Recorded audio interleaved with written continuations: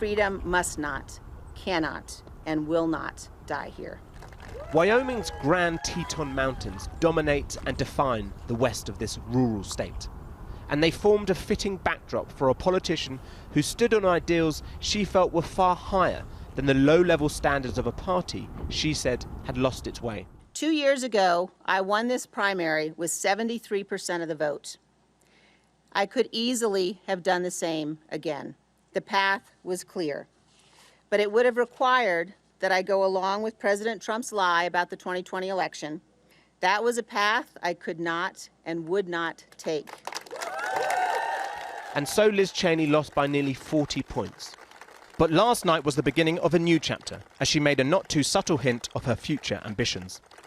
Abraham Lincoln was defeated in elections for the Senate and the House before he won the most important election of all. Liz Cheney always said this primary was about more than her. It was about democracy and the republic. And that means her defeat isn't the end. Because if she really wants to ensure Donald Trump never gets into power again, well, what better way to do that than run against him for the presidency in 2 years' time? Election day in Teton County brought some rare sunshine to Cheney's camp. This was one of just 2 areas in the whole state where she won. Because even those who weren't previous supporters got the message.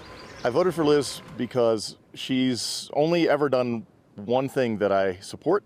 That one thing is to hold Donald Trump accountable. Oh, you're going to take your photo ID. Cheney's campaign saw money trickle in from donors outside of Wyoming, as a once conservative pariah became a Democrat darling, with many people changing allegiance.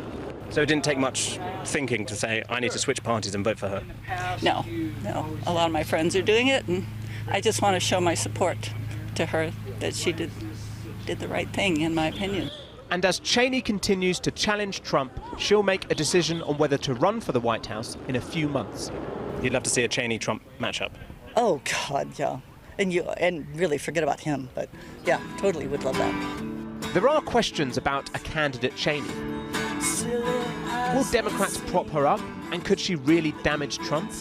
Wyoming Democrat Luther Probst was recently invited to a Cheney event as she made her pitch to her potential new base.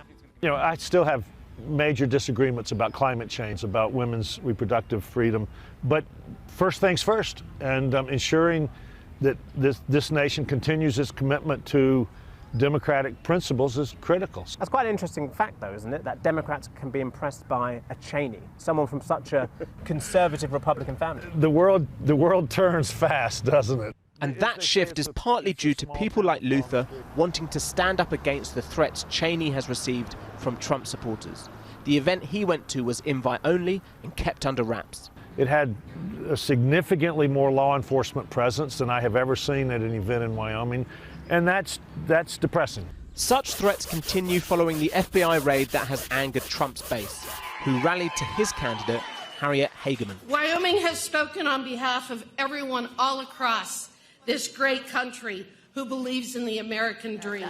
Thank you, guys. Donald Trump said that Cheney can now disappear into the depths of political oblivion.